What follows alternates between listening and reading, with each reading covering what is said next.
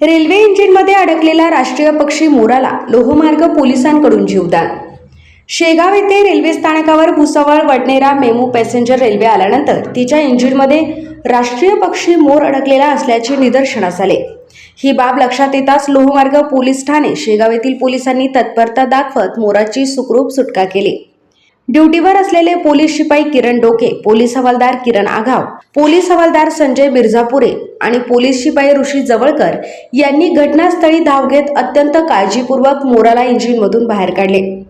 मोराची प्रकृती सुरक्षित असल्याची खात्री झाल्यानंतर लोहमार्ग पोलीस ठाणे शेगावचे प्रभारी अधिकारी श्री विवेकानंद राळेभात यांच्या हस्ते वनविभाग खामगावचे वनरक्षक श्री तायडे यांच्या ताब्यात पुढील उपचार व नैसर्गिक अधिवासात सोडण्यासाठी मोर सुपूर्द करण्यात आला.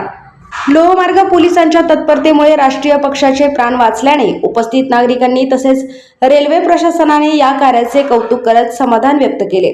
लोहमार्ग पोलीस ठाणे शेगाव. युवा क्रांती न्यूजसाठी डी ललित शेगाव.